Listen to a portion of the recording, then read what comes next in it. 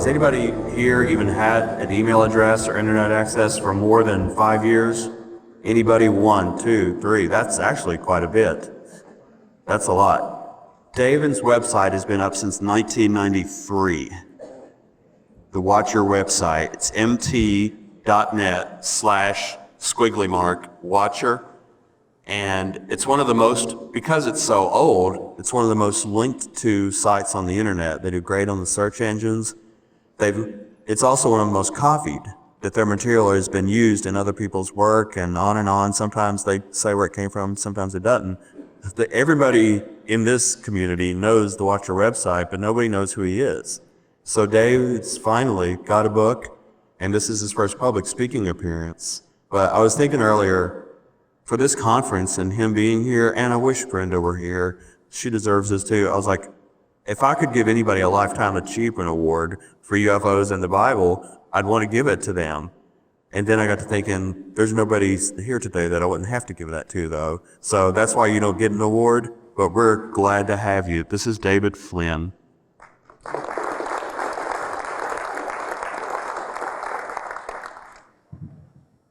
Thanks a lot, Guy. That was most humbling.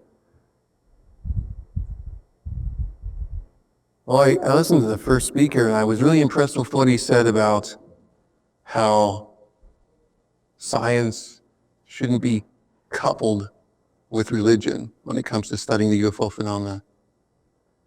And I did a deductive reasoning early in this research when I was 11 years old, living in Montana, seeing UFOs firsthand, watching the news, seeing them, and I was fascinated by the idea that something like that would exist.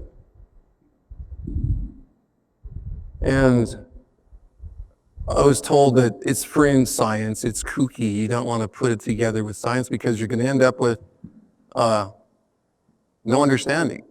And that's a paradox, because the farther back in time you go from our modern era, the closer that science and religion seem to merge together.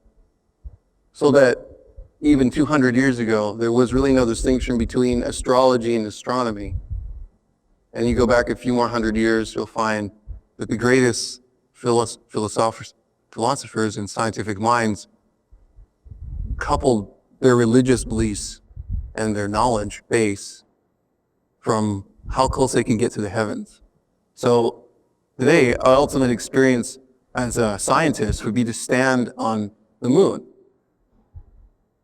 In 400 BC, and 400 years later than that, you end up seeing people look at the religious experience of standing on the moon as the ultimate mystic achievement.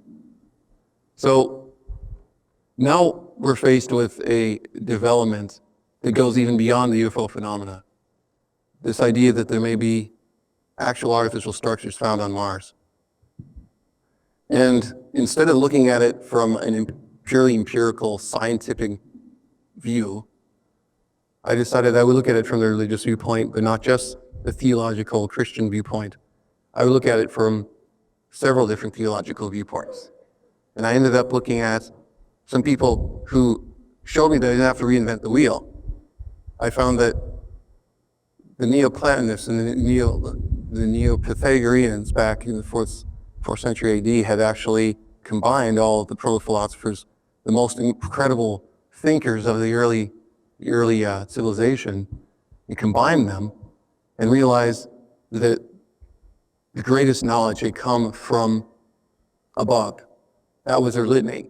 Everything had already been thought up in heaven according to them, and then propagated downward by entities with actual personalities. And this really took a huge explosion after, in the Library of Alexandria, they added the Septuagint, the translation of the ancient Hebrew scriptures into Greek. And the Hellenistic Empire, when they were able to connect with that, they started repeating the patterns in heaven, pulling them down to earth in a thing called theurgy, which is just akin to metallurgy, molding themselves to the forces outside that were, to them, gods, theos. I'm a Christian, so when I looked at that, I immediately recognized that they're not dealing with the God Almighty. They're dealing with an echelon underneath him. And their moral alignment is not with God at all. And the more I looked at it, the more it pointed to two distinct places. It pointed to Genesis 3. It pointed to the first encounter of a human being with an angelic being. And then it pointed to Mars. And I can explain this best with pictures.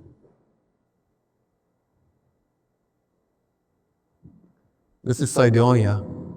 It's a frame taken in 1976 by the Viking 1 probe.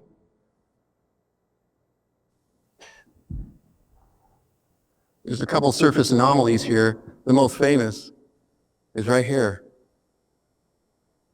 Anthropomorphic face.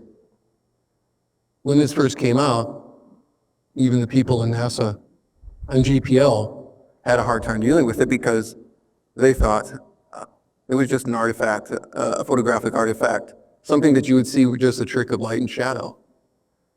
And they were pretty glide in their dismissal of this because there's more to this picture than just the face.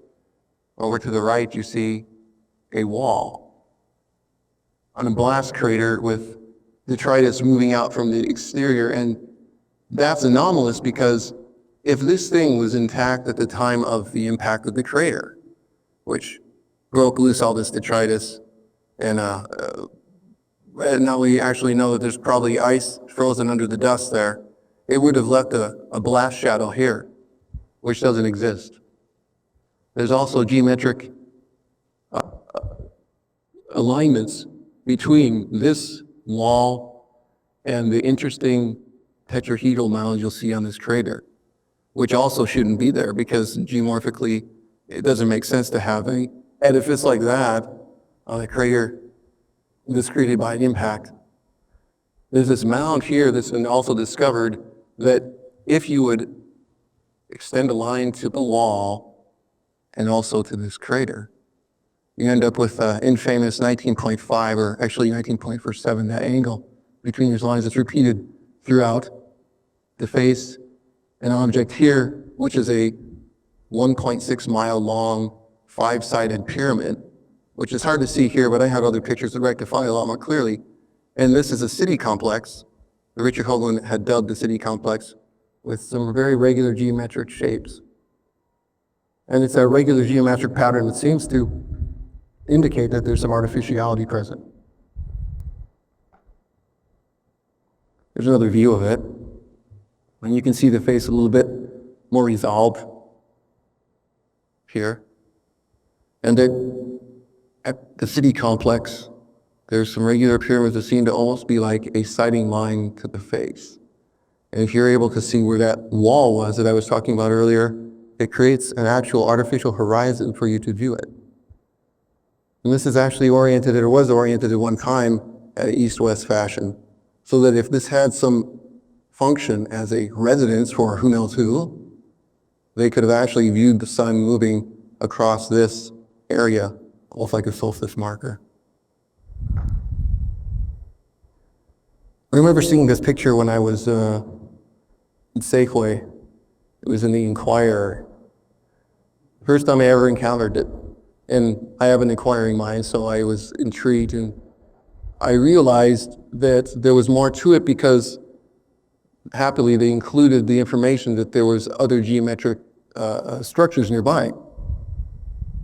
And that piqued my interest because repeating geometric patterns are the signs of intelligence.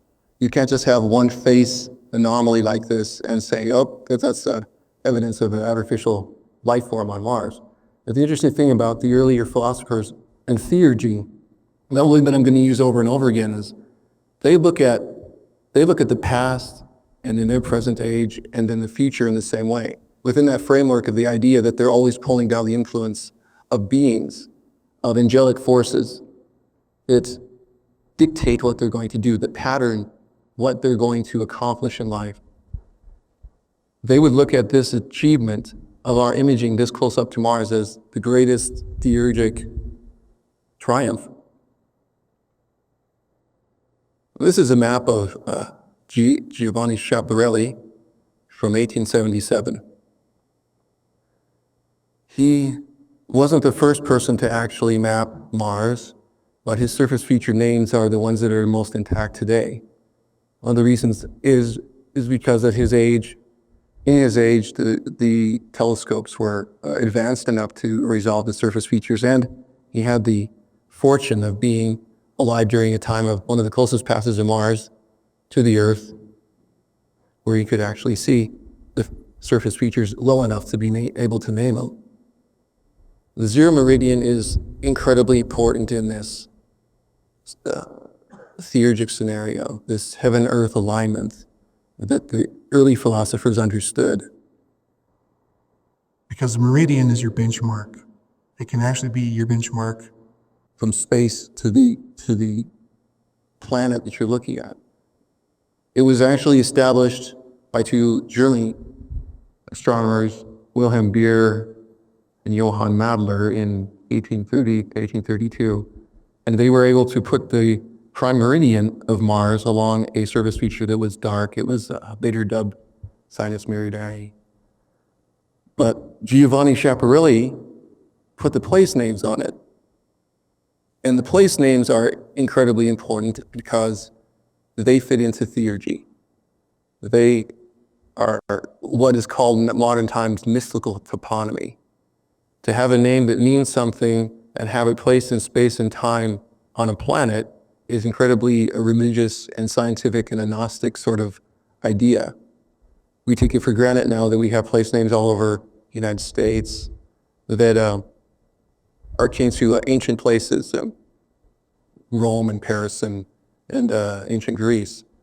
But to have Cydonia marked perfectly over the prime meridian, right here, is what I like you to draw. I like to draw your attention to, because a prime meridian is where it all starts, and Cydonia is the area where the anomalies, the artificial-looking structures, have appeared. In this picture, this would be north, and this would be south. Giovanni is using a reflecting telescope, so it's reversed and upside down. And we can also see, instead of like on the Earth, we have 180 degrees, and the international date on the back of the globe. On Mars, it goes all the way around 360 degrees, and then it's at zero again. Here's a closer picture of how well Cydonia was placed over the map. An astronomer would be the greatest philosopher 1,000 years ago or 2,000 years ago. Now we look at them as the greatest empiricists, the greatest scientists.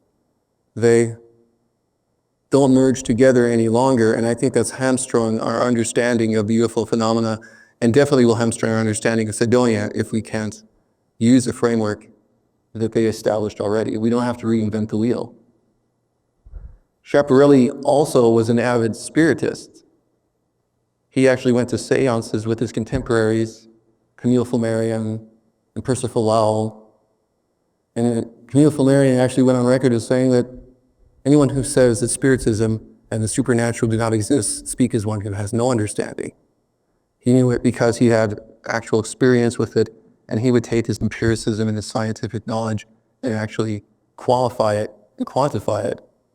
And then he wrote a lot of books on it, and not just his encounters with the medium Eusebia Palermo, who lived in Milan at the time, with also Giovanni Schiaparelli, but also in his experiences in Japan. And later, Giovanni Schiaparelli actually wrote about astronomy in the New Testament and its mystical significance. So here's the theurgic connection to Earth. Cydonia is on the prime meridian of Mars. Let's look at the prime meridian of Earth. The prime meridian was actually established as a universal benchmark in 1844 by Helen Chester Arthur, 21st President of the United States in Washington. And all the nations at that time gathered together in Washington and said that they would agree that that would be the place in Greenwich that they would establish the universal meridian, zero. As you can see, the center of time and space. This is a religious philosophy, even though now it's it's understood that this is pure scientific, but it is a religious philosophy. To mirror heavens on the earth and to anchor them this way. Without a prime meridian, we can't establish where we are on the globe. There has to be a fixed benchmark in heaven. Looking at it closer, the prime meridian goes through England, the islet of Britain. And particularly in this area, you find some of the greatest megalithic sites in the world. And I'm drawing attention to the megalithic sites of the world because these are the anomalous artificial structures on our Earth that stand out. They're enigmas still. In the Wiltshire area, we have the greatest earth mound in the world, the Silbury Hill. Sure, I think these right there. And north is the Avebury Circle, which is the greatest earth circle in the whole entire world. And this area, the surface features of this area have been contoured. The actual age of the structures is said to be 2600 BC, but they're revealed in certain stages. This is also the area where the majority of the crop circle phenomena occurs. This is the Silbury Hill. It's 520 feet across and 130 feet high. The flat places you see at the top of it is about 100 feet across. There's been excavations down the center of it looking for burial chambers. There's been theories that it's a geodetic marker, that you can cite different spaces down there on this topography of Britain, but it really doesn't fit into any of these paradigms. This is Avebury Circle. It's about 1,500 feet across. When it was first constructed, it was about 30 feet deep, the trench was, and the mound and the exterior rim was about 15 feet high. This gives you a little idea of the scale. There's gentlemen walking among the stones which are unhewn. Some of them are 20 to 30 tons and stand almost 12 feet high. An artist's rendition of what it looked like when it was first constructed. Because it was constructed in the Bronze Age, he's clad these humans in goat skins, which I think is a little strange because it looks like a bulldozer went through to put this thing together. And I don't know how these guys could have moved 20-ton boulders in this geometric arrangement, or why they would waste all that time. They got a lot of goat hides to chew and cows to milk. And this is the thing. This is the Cydonia analog of what we're looking at Wiltshire. In 1991, a man named David S. Percy decided to take an ordnance map of the same area in England and shrink the Cydonia region down to approximately 1/14 of the size of what the England site was, so that you could superimpose the features. And this is actually a satellite picture of the Avebury area. This is the Avebury Circle here, and the causeway that goes out of it, and the Silbury Hill. This is a crater on Mars with the tetrahedral pyramid on it, and the mound, or the Tholus. These are some surface features that aren't mentioned in the maps, but you can see the regularity that these features appear in both places.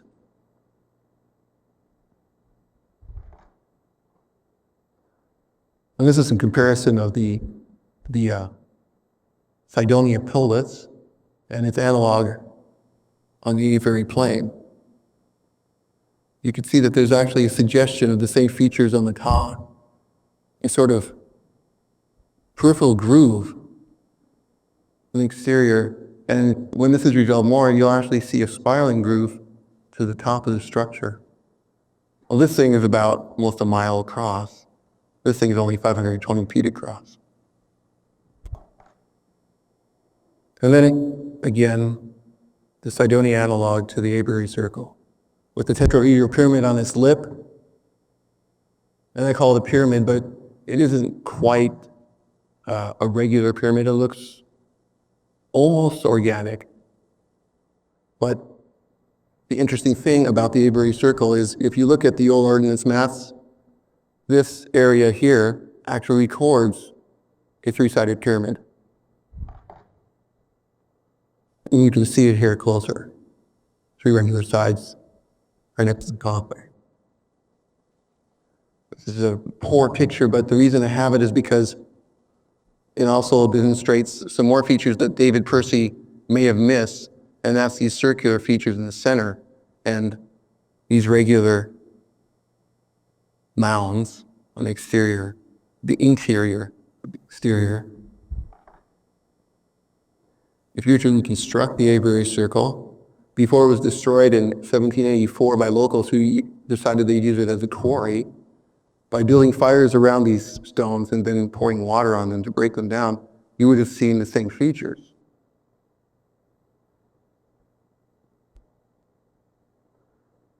And even the angle that's been drawn between here by Holden himself and Percy is the same. The number 19.5 is enigmatic because it deals with a type of geometry that's tetrahedral. And the only way that you can actually explain it is if you have a sphere that's rotating, so that has an axis. And you place one of the vertices of the tetrahedron at a pole. If you're actually using the 360-degree system, so that the equator is 0 and the poles are 90, each of the other vertices will touch 19.27. It's interesting. The Roswell incident actually happened in 1947. I don't think that's just by chance. And I'm sure that the ancient philosophers wouldn't think it's by chance because this is too important to have anything left to chance in the spiritual realm. There's a huge spiritual component to what's going on between Mars and Earth. The 19.47, I think, actually demonstrates a conduit between two dimensions, a conduit between the spiritual and the material, and also the temporal.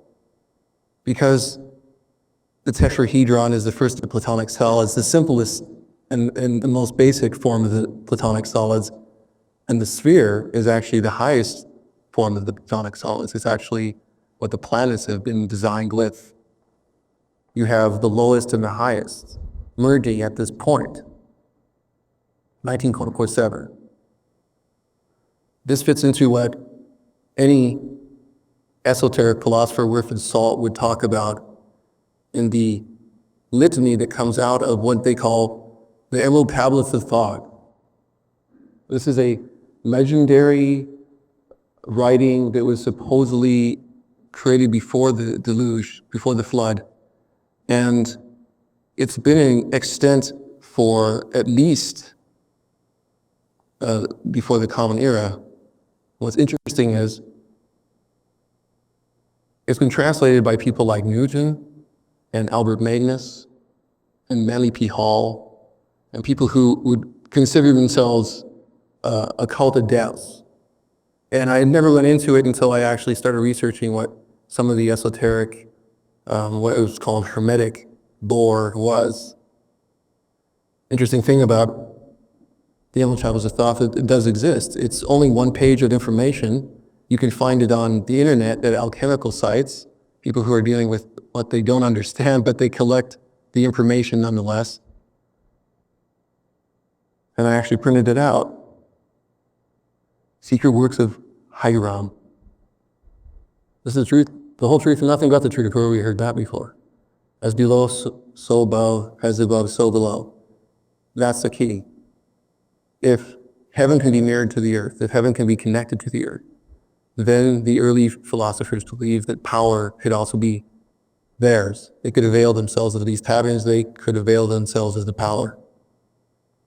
It talks about how with this knowledge alone you may work miracles, and it's all things exist in and emanate from the one who is the ultimate cause. That's the Pythagorean. He talks about the monad, he talks about the first intelligence.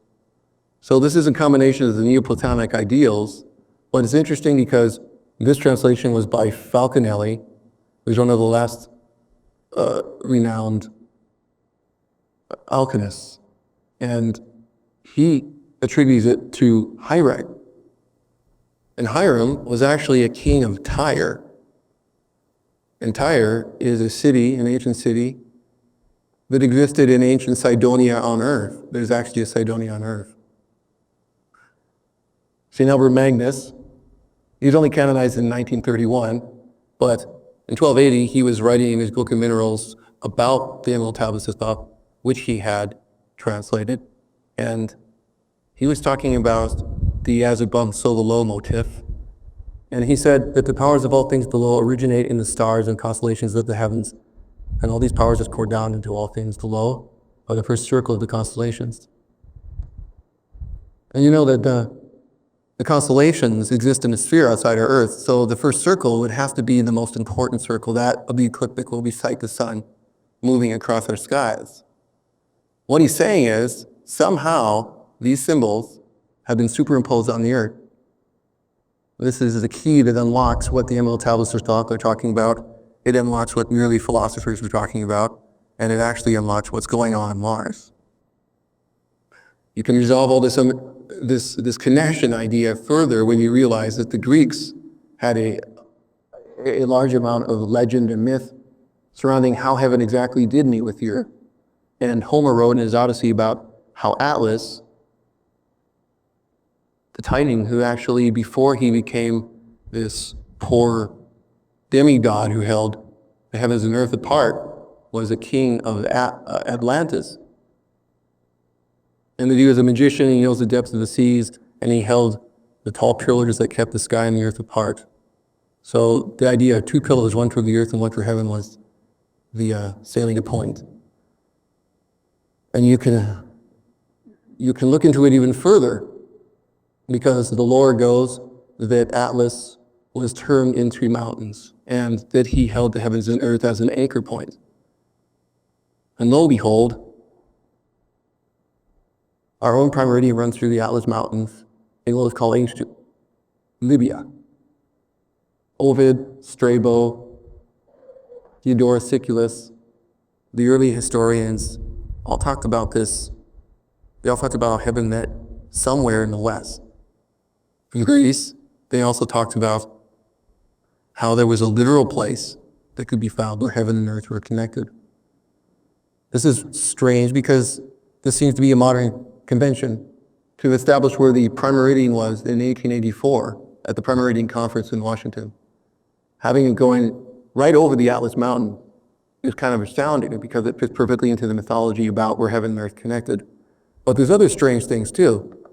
Right here is the country of Mali, and that's the home of the Dogon tribe, the ones that the missionaries were astounded to learn had worshipped Sirius for hundreds of years and had a religion around the period of an orbital, a dwarf star that orbited the main star, Sirius, and they talked about how its orbit took, I think it's 40 years, maybe less than that, but they had the period of orbit worked out. They had the period of its obliquity figured out.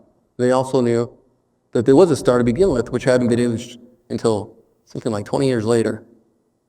So correctly, this is Atlas holding the pillars of heaven and earth, standing at the Atlas Mountains on the prime meridian.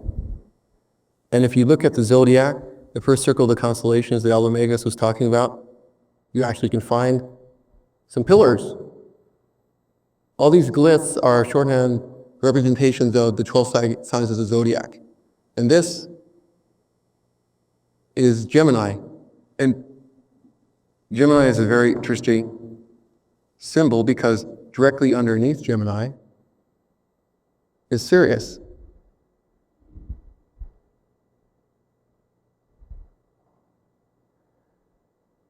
So this actually resolves somewhat why in Mali the Dogon tribe would have some sort of obsession with this idea that Sirius and beings from Sirius came to the earth, because it fits right into the cosmology and the mythology and the theurgy of the ancients.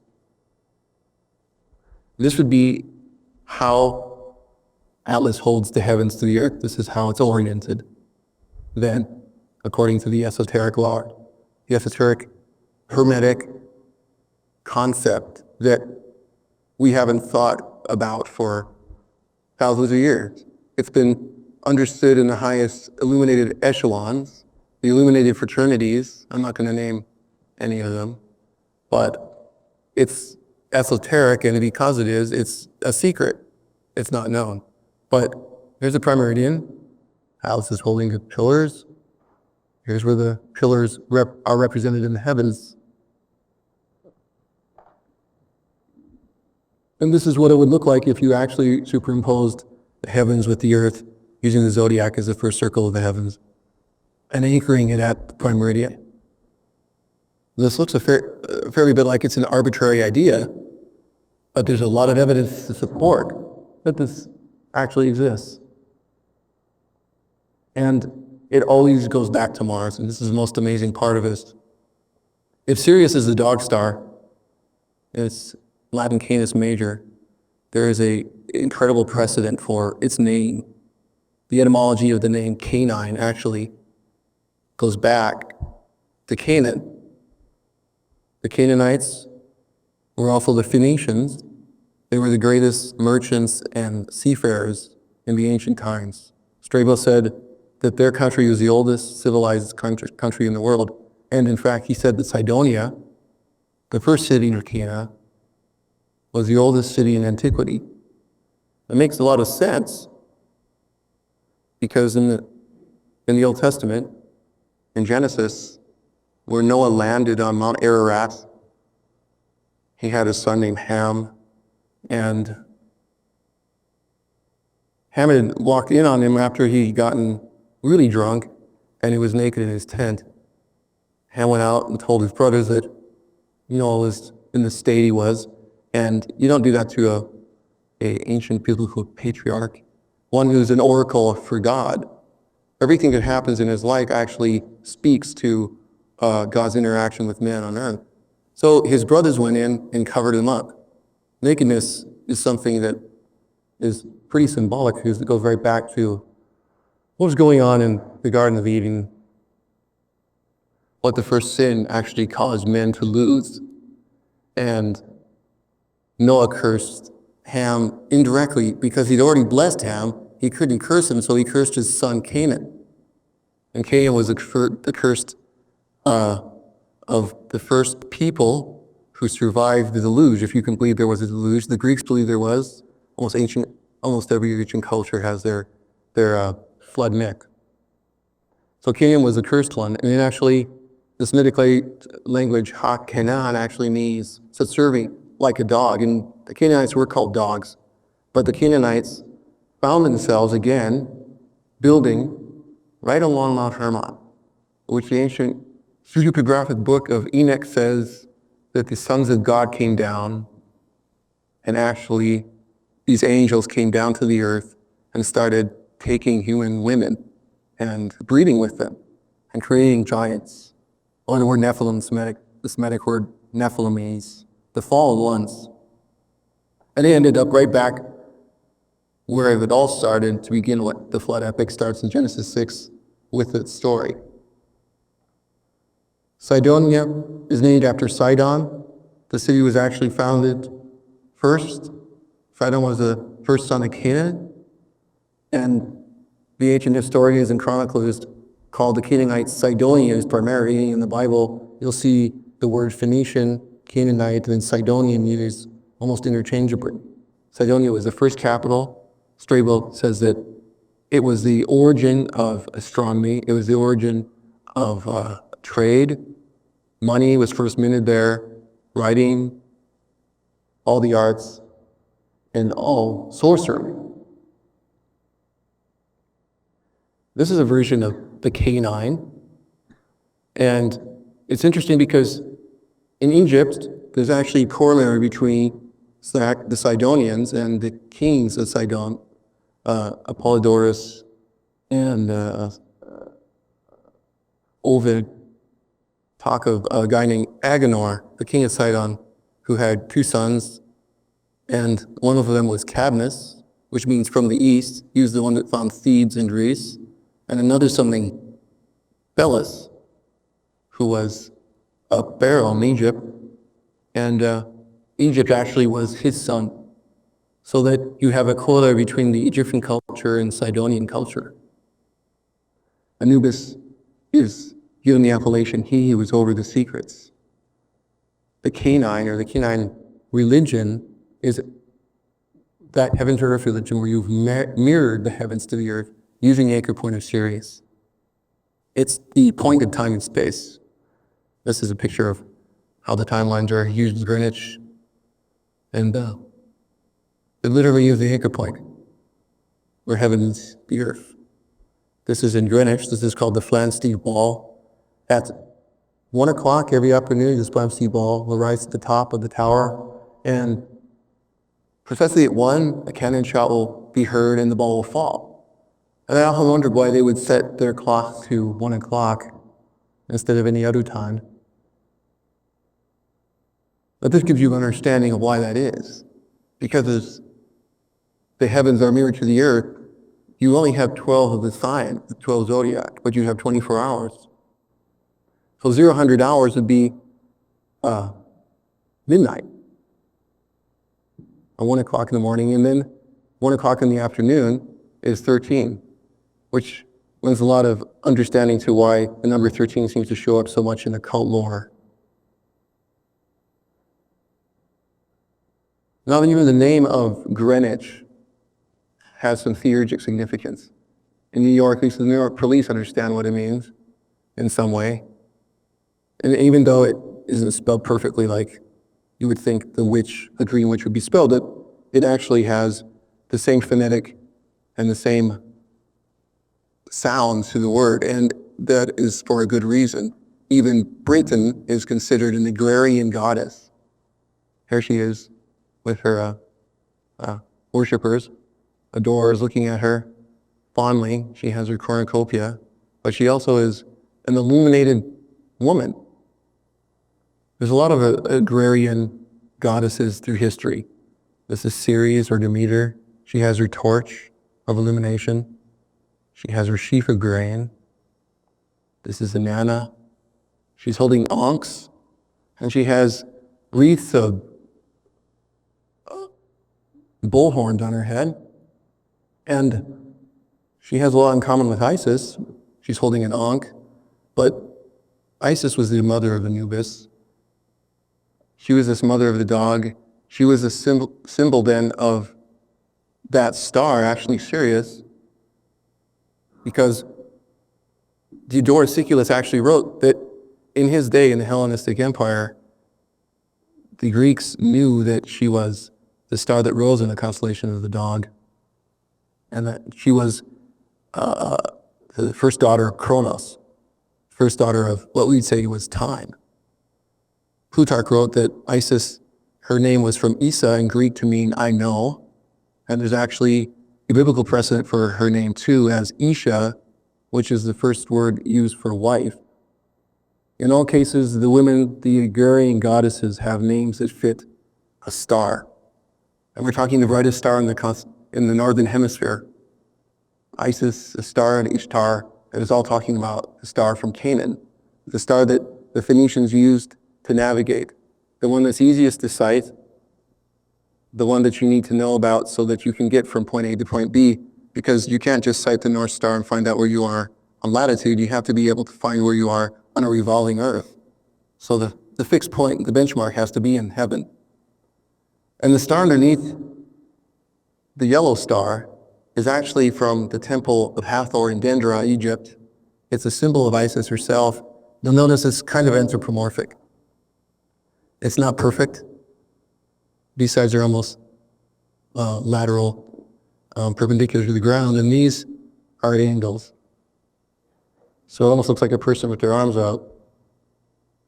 And this is on Cydonia. It's not a perfect pentagon either, but it follows that anthropomorphic sort of form.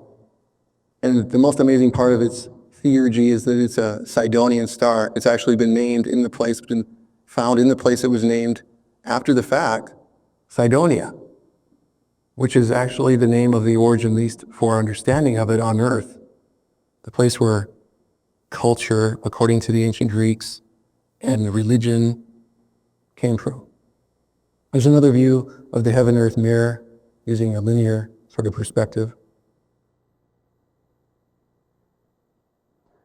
So I combined these elements of a dog star, but simultaneously representing a goddess of knowledge, and twins. And you come up with the founding myth of Rome. This is a Capitolian wolf feeding Romulus and Remus, who were the sons of Mars. So you see you're ending up back on Mars again. This is a religion that propagated from the first people who survived the flood, the first people who actually came in contact again with the remnants of the Nephilim who were left after the flood. They started right back up where they left off. And this is true because when the Israelites actually came into Canaan, they encountered the Nephilim again, or the descendants of the Nephilim. That's recorded in Exodus, in Joshua. So this is how they actually fit. The heavens actually fit over the earth, especially the ones I was talking about. They extend 15 degrees over the prime meridian each direction, so 30 degree swath from here to here. And you can see that Rome's right about there. Rome's these guys' footstool. There's a lot of other lithographic toponymy that you'll see here that represent how heaven connects to the earth. Over Cydonia, over where Turkey is, and we're just talking about the lines that run from pole to pole here. Over Egypt, over Greece, Taurus is dominant. The bull is dominant. In Turkey, you find the Taurus Mountains. It's not just a coincidence. There's also the story of how Crete, the Minoan civilization, was founded, and the demi-goddess that Europe is named after, and that's Europa. She was a Sidonian princess. She was the daughter of Agenor, the king of Sidon. She was abducted by Zeus, according to the myth, and taken to Crete. Zeus was in the form of a bull. She was abducted, and when Zeus grew tired of her, he married her off to one of the indigenous locals who was king at the time, named Asteres. And Asteres just means stars, so she became literally the queen of stars. So that refers back to Sirius again. What's really interesting about this map that I have up is that word, Cania. During the Byzantine Empire, there was a kind of back and forth coal of this land between the two capitals of Rome at the time. And finally, the Venetians came back here from Italy, so that Rome was in charge of it again. They named it Cana, but it had previously been named Kydonia. And the king of Kydonia was named Kydon, a corruption of the word Sidon. You can see here Kappa, an old form of iota, delta, omega, nu, Kydon. And here he is being suckled by a wolf, like Romulus and Remus were. The reason for that is because it's symbol. It's cryptography. It's the symbol of a religious system that was propagated with the indigenous people that moved outward from Sidon, that moved outward with their technology and their ability to travel on the seas like no other people could, because they had anchored the heavens to the earth. Underneath Taurus is Orion, and Orion is played very prominently in ancient history. The Minoan culture, they had the cult of the Minotaur, and Theseus here is dispatching the Minotaur. Osiris was known as Apis at times, so he wore the bull head but had a human body. So this is incorporating both the symbols of Taurus and Orion. Orion is the brightest constellation in the northern hemisphere. Isis even shared a version of this bovine form too as Hathor. And that's the temple of Hathor, and Dendera is where that star came from that I had previously on screen. This is old jumping. Women in Minoan culture were really into it. And the symbology escapes me a bit, but I think it's harkening back to the abduction of Europa herself and also the heaven to earth mirror. And even the name Europa leads us back to that first encounter of heavenly knowledge with the first human being on earth, because Euro in Greek means to perceive. And I put the Strong's number here because it's a pretty common Christian tool. It's a pretty common Christian lexicon to go look up and see that I'm not just throwing this out without thinking about it. It means to perceive or see or have something like your eyes open wide. And appa or ops from Europa means eyes and is very closely related to the word snake. And I think this is a biblical precedent for it. That first encounter with the first human and the first extraterrestrial, an angel. The serpent said, "You surely not die if you eat the fruit, for God knows in the days you eat from it, your eyes will be opened and you'll be like God, knowing good and evil." And it kind of explains for me why these statues that you always find of the goddesses in the Minoan cultures have just huge bug eyes with lapis lazuli placed in it, because lapis lazuli is a picture of our sky. It's blue, and it fits the word Europa perfectly. The one who perceives, the one who understands. It's Eve, the first one. That's a Gnostic paradigm that most people have never probably encountered. And getting back to the heaven-earth mirror, we have another picture of the agrarian goddess. This is Virgo. She's in heaven, so she has wings. She has a branch in one hand and a sheaf of grain in the other. Here's another rendition of her, again with the wings and the sheaf of grain and the branch. And here's her positioning over the earth. She dominates North America. I came across this interesting picture from some grimoire. It was probably around 1920. You can see the same features, the wings, the sheaf, the branch in her hand, and she defiantly points at North America, where she actually does in fact dominate. And even our capital has allusions to the idea of a virgin goddess, Virginia and Maryland bracketing Washington, D.C., the capital of Maryland being Annapolis, which is, Anna was the mother of Mary in the New Testament. Annapolis is just the city of Anna, or Anna actually means the promise. And here's your Sidonian star in Washington, where we propagate our control over the earth. Getting back to the heaven-earth mirror, you have Virgo, and underneath her, on the same longitude, Corvus pecking on a snake. If you superimpose that on the earth in the same longitude, you have it situated over Mexico, and there is a precedent there also. Interesting story. The god of war for the Aztecs had prophesied to some of his warriors that they should move from the northern place that they were, right beneath Texas, south. And they ended up finding this exact symbol, which was part of the prophecy. When they find the symbol of a eagle with a snake on a cactus, they would build a city. And they built their city right where Mexico City exists now, in a huge swamp, which lies exactly at 19.47 degrees latitude. This is where Leo dominates, pretty much the only continent.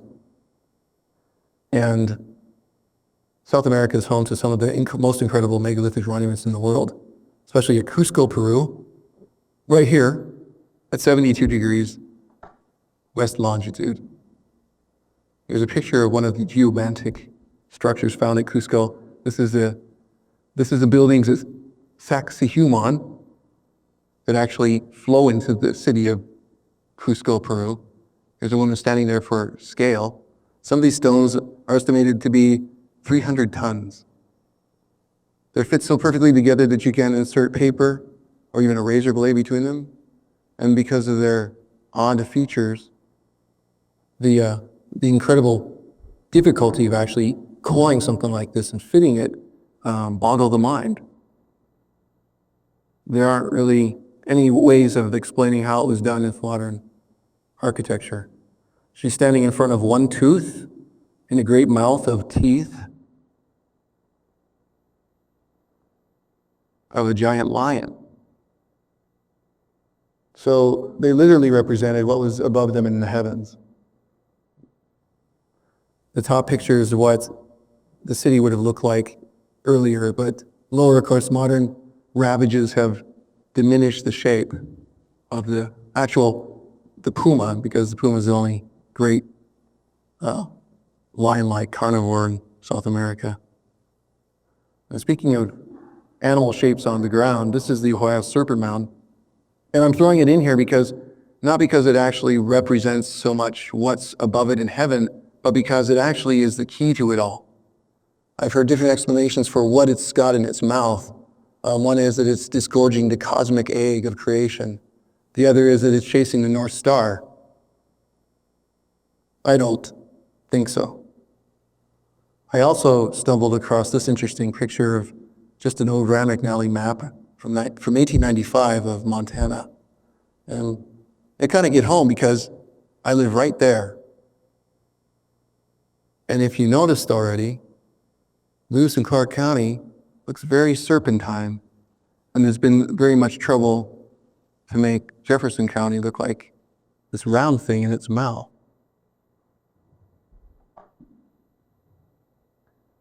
Here's a little bit of enhancement. I thought about it for a long time, and I finally realized that if I wanted to get to the genesis of it, I'd have to go back to Genesis. A snake doesn't have any arms, so in order to hand off this symbol of knowledge from heaven, it extends itself. That's a handoff, and that's the agrarian goddess thinking about actually taking a bite of it. Then here's where things get theurgically very interesting. The picture that you saw and this fruit that you're looking at now have a fivefold nature. You see, as you cut it through its equator, it actually demonstrates a pentagon or pentagram. And in the Renaissance, when knowledge became available again, painters seem to represent the same fruit over and over again in the same way, golden. And in the Greek times, in the stories of all the golden fruit myths, there was no cultivars that were like yellow apples. And the historians say that the golden apples they couldn't have been citrus fruit, they couldn't have been an orange. It always ends up looking the same, and the fruit is the Cydonia, botanically Pyrrhosidonia, the quince. Leading it right back again to what we saw on Mars, artificial structures. Here, Hercules went to Atlas to look for the golden apples on his 11th labor. And the number 11 actually is another symbol for pillars. And to have this golden fruit associated with Hercules and Atlas brings us to the idea that there really is something about this idea of circumscribing a pentagram with an equator. The fruit has a big key to how heaven and earth are connected. So I circumscribed the earth with a pentagram. I circumscribed the pentagram with the equator of the earth, rather. And lo and behold, every place a vertices touch is where a megalithic site exists.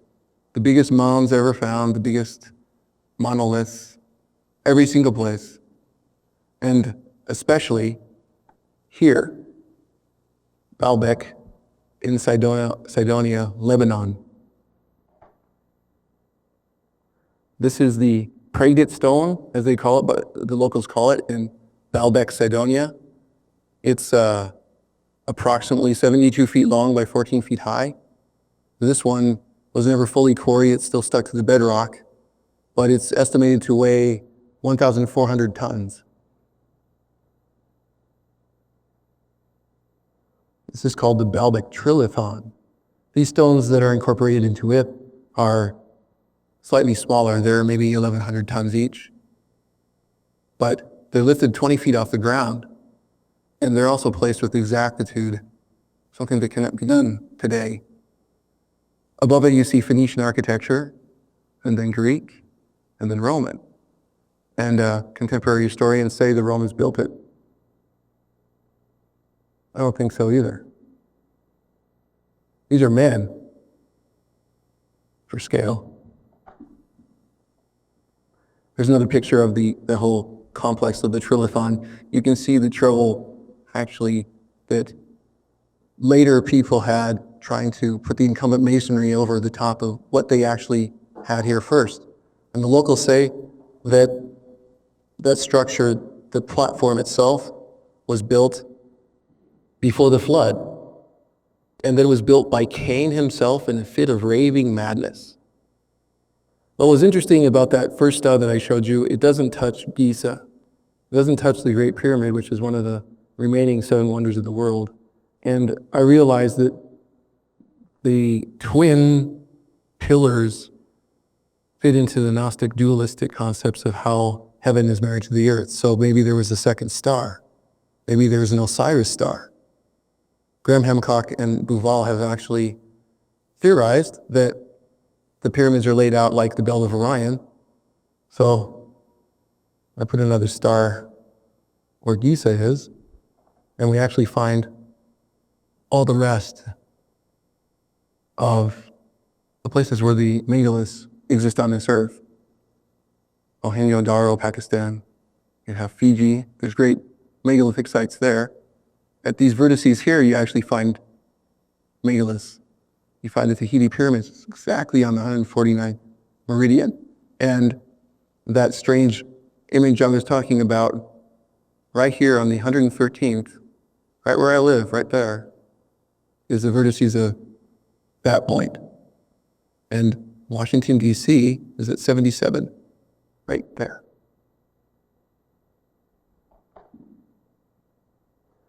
It's also interesting that the myth and the symbol that fits into this harkens right back again to Cydonia on earth, because Phoenix was actually a son of Agenor, and the Phoenicians were Sidonians.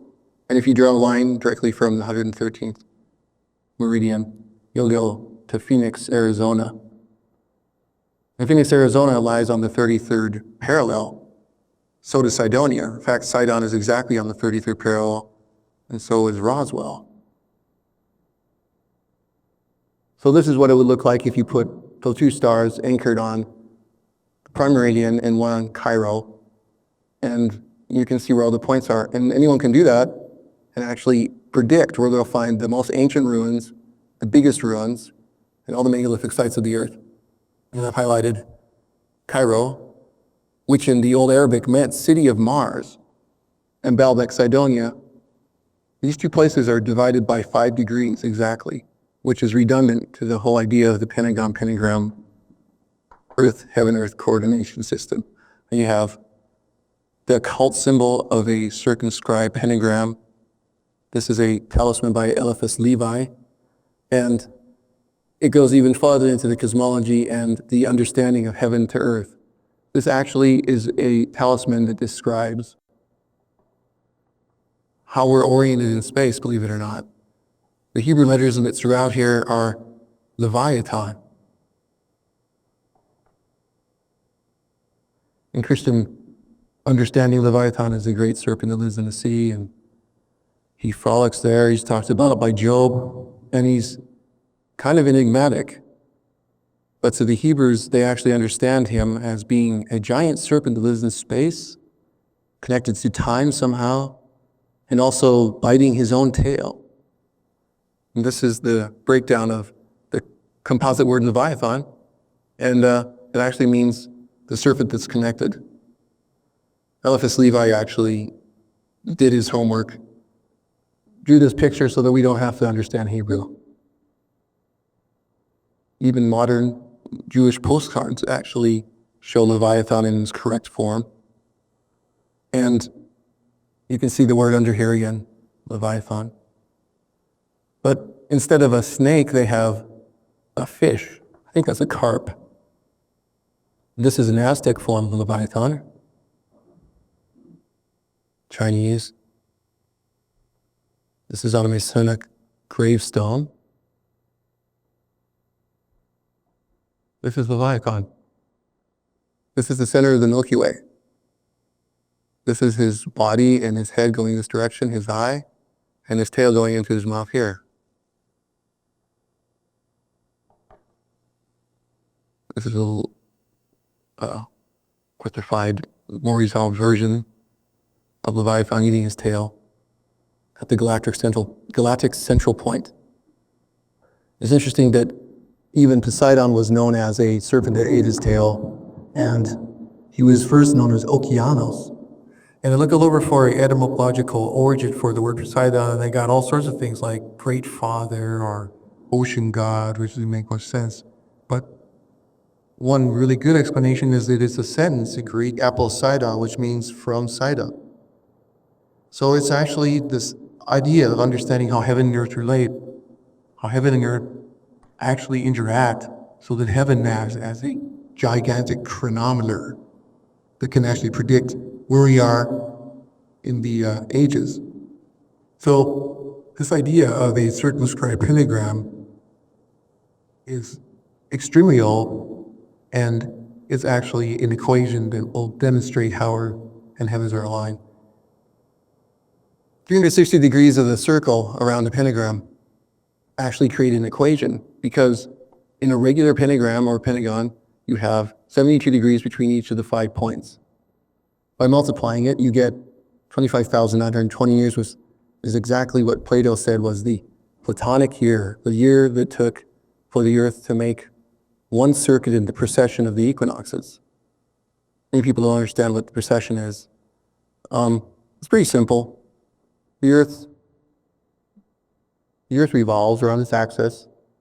It also goes around the sun. But because it's at an angle, it has obliquity, we have seasons. So as it travels around the sun once in 365 days, the northern hemisphere here will get more sun during our summer, and the southern hemisphere gets more during the summer down in Australia where we get winter.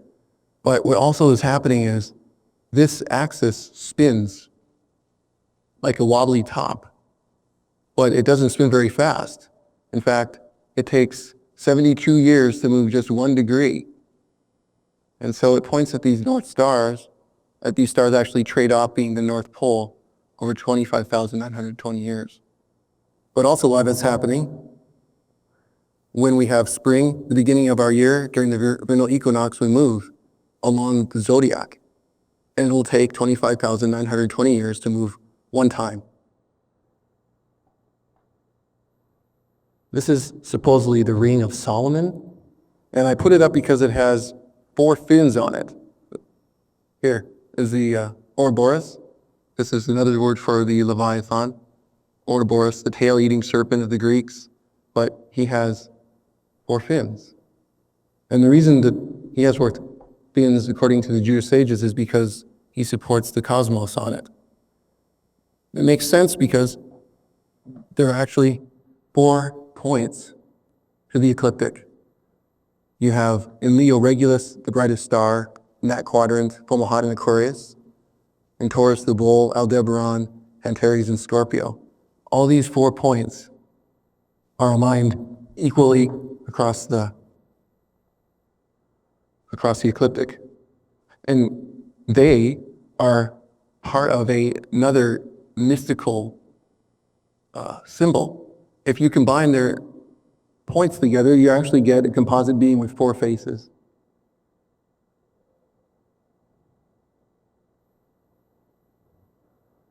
It's the origin for the type of the cherubim that Ezekiel is talking about. And so the Greeks understood that there were points during the during the Platonic year, that we would actually align ourselves with them. They called the spaces between each of these cherubic points aeons, and they called the points between exactly right before we moved into the next aeon, the dividing point, the word synthelia.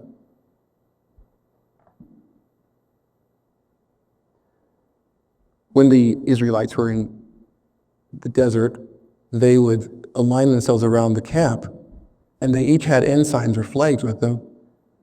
And these flags actually coordinate to the zodiac.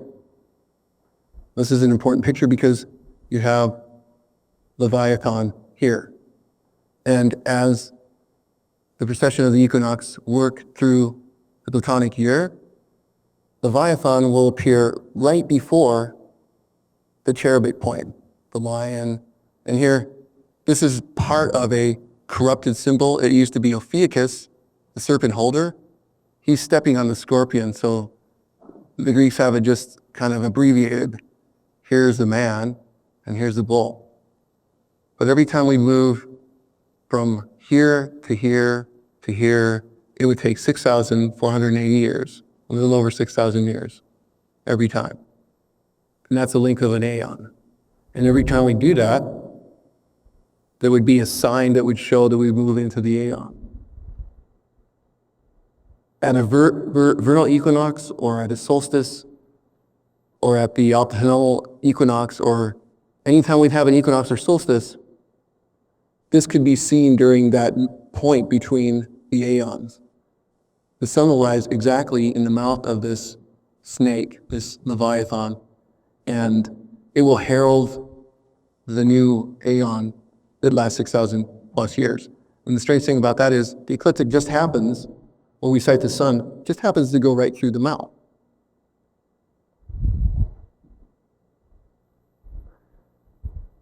This sign actually lasts for about 900 years.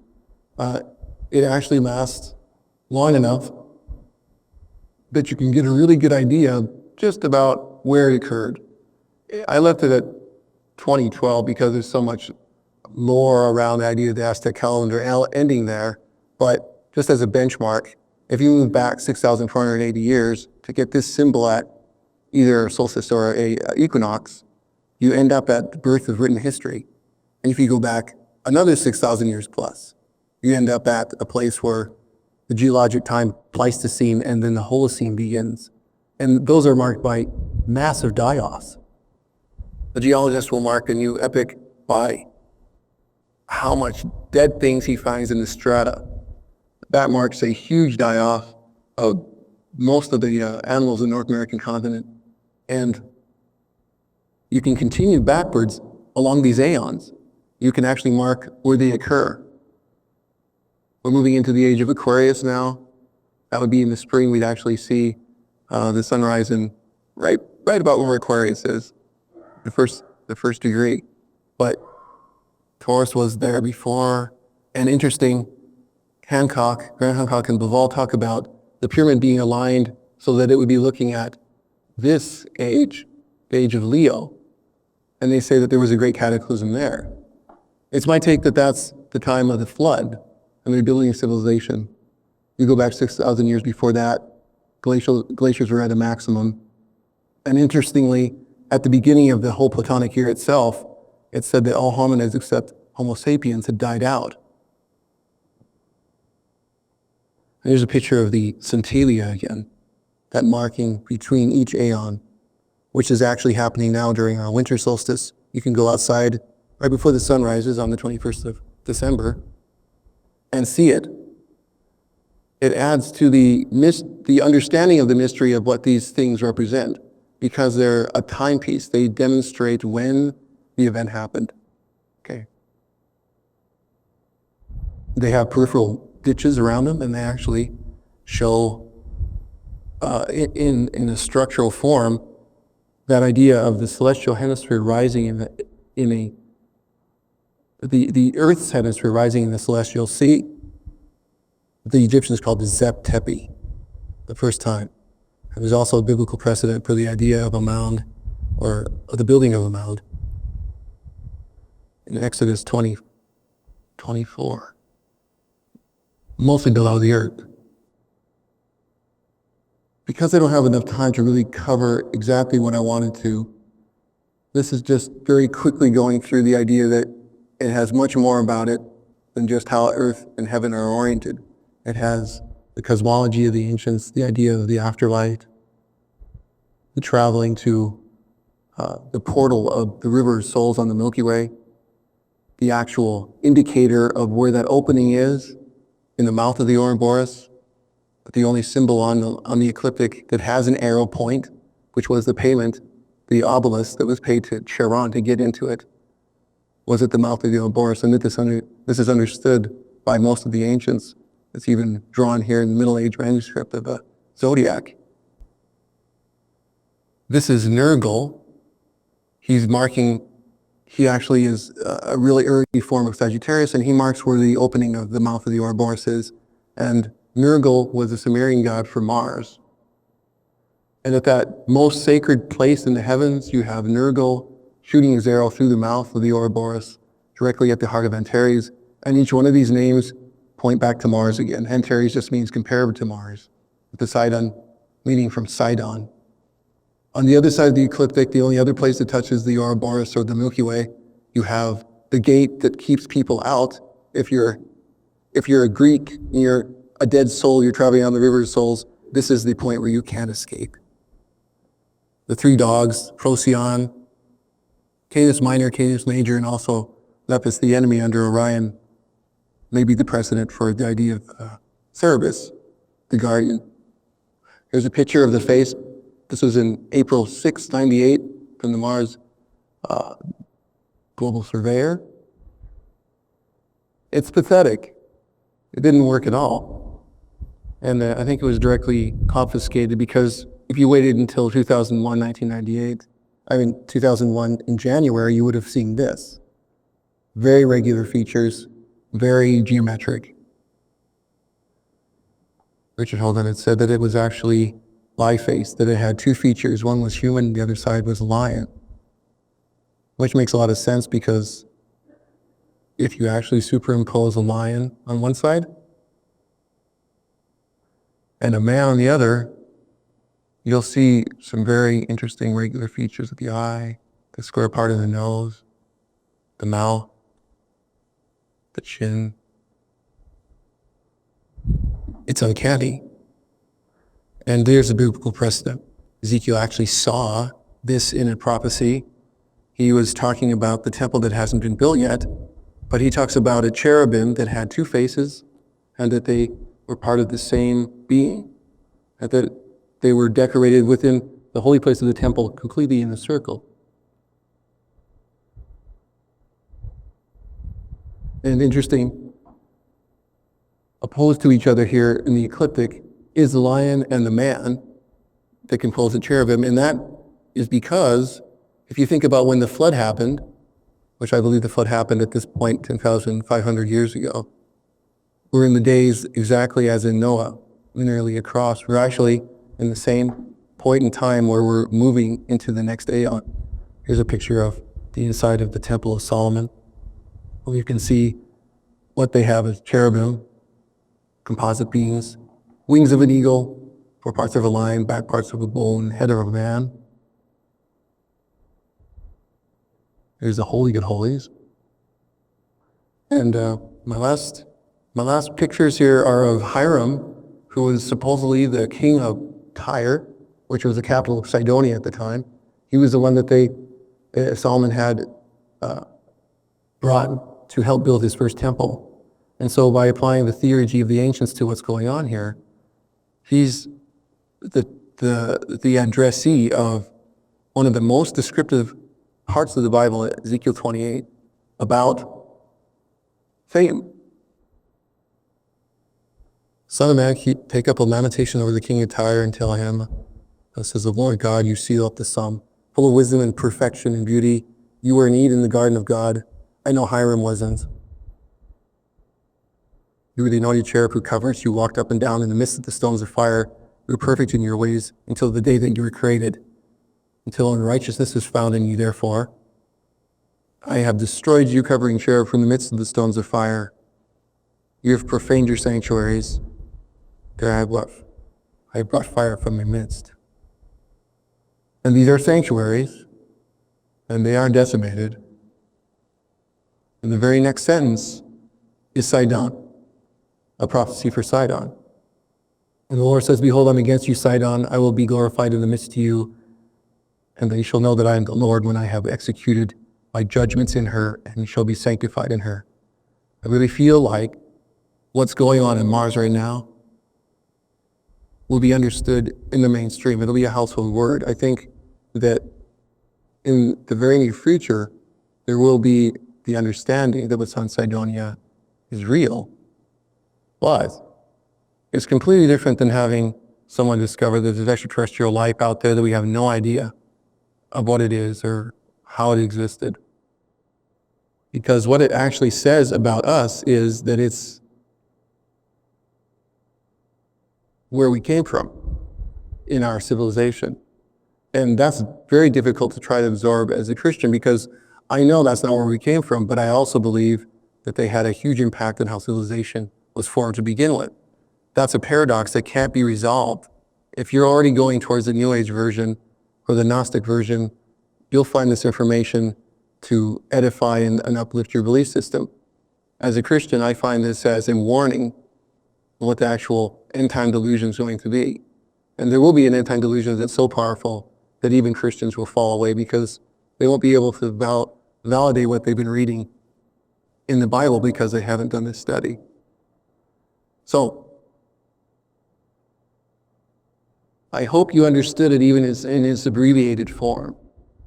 But there will be a lot more about this in the near future, and I do have a book, which is a little bit easier to read because you can take your time whenever you want to read it. Go over it and over it. Thanks a lot for your time.